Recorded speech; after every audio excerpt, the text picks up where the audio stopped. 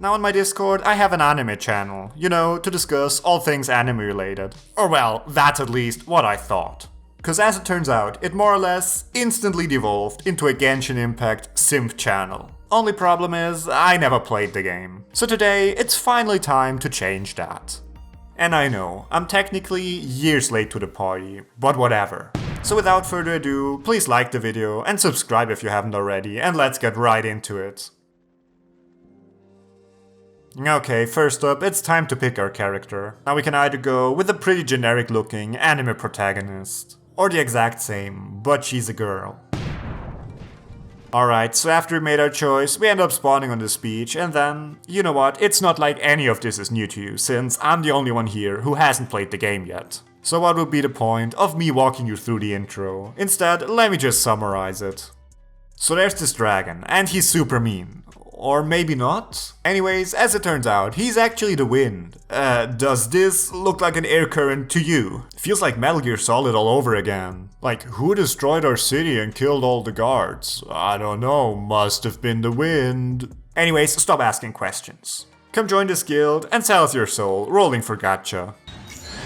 Wow, must be my lucky day or something. Anyways, Saber here wants us to go loot some shrines, so we can collect all the Triforce pieces we need to defeat Ganon and save the princess.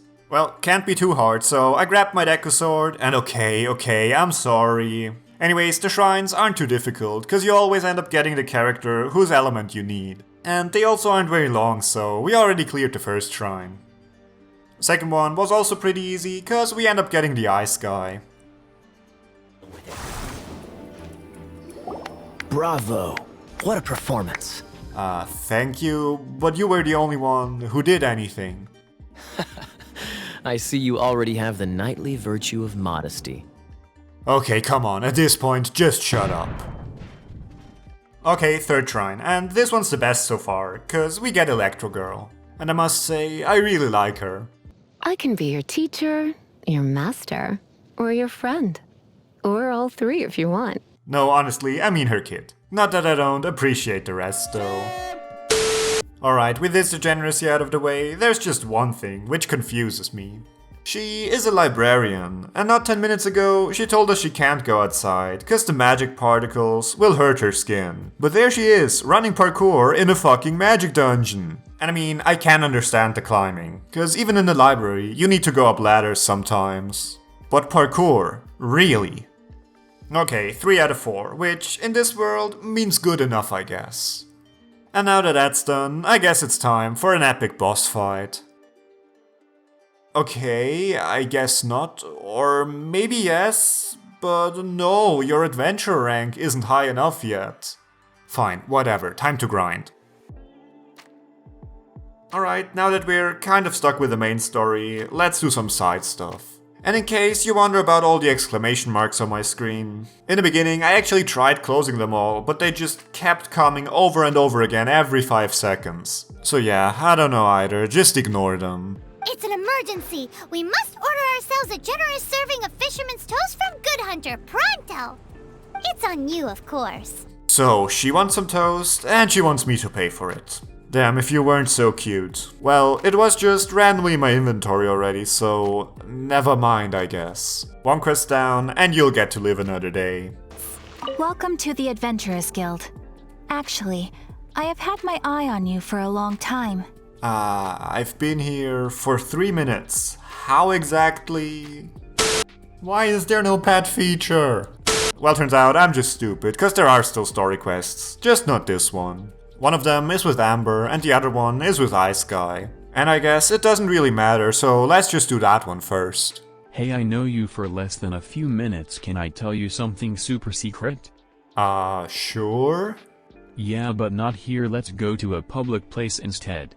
As a matter of fact, my grandfather was a pirate. Oh! Okay, so now we gotta find this guy's grandpa's pirate treasure. Now why do we know that his grandpa was actually a pirate? Well, can't you see the eye patch? So, Cyrus, do you know where the lost Arcadian ruins are supposed to be? Well, Paimon, now that you successfully told everyone our secret, we still gotta go look for the clues ourselves. Alright, first hint, we gotta buy off of the black market, so I got my Bitcoin ready. Now, I think I'll just give you the intel for free. No, it is real money. Oh wait, I gotta go. I forgot to turn off my oven. See ya. Whatever, that's just more fun. Anyways, next clue is on a windmill. And oh, they actually put up posters. That's a cute detail. Next clue is at a waterfall. But I don't know, something about this seems fishy. But then again, if he's a pirate, isn't that a good thing? Wait, I never heard him say R, even once. But then again, neither do they do in One Piece, so maybe that's just a myth? And what do you know, it turned out to be a trap. What? No treasure? Did Kaeya just say there isn't any treasure? Guess eye patches aren't genetics after all. Boss fight. Honestly, it's really fun. Okay, so all that effort just to arrest the treasure hunter. And if everything's a setup, then why even evolve the black market at that point? Unless they didn't. That would explain why they didn't take my crypto. But still, arresting a guy for seeking treasure? Like, it doesn't matter that he wanted to keep it for himself. Like, what do you think I would have done with it? Something doesn't add up. What if this whole operation is actually targeted at us? You know what? No, I don't care. Editing this mess is already hard enough without completely derailing the plotline. So let's just continue with the actual story.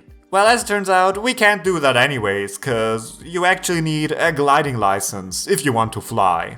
And the girl who gave us our glider is also an instructor. Honestly, what the fuck? It's literally your job to test if people are ready for their licenses. But you forgot that we even need one in the first place. Well, you really are something special, girl.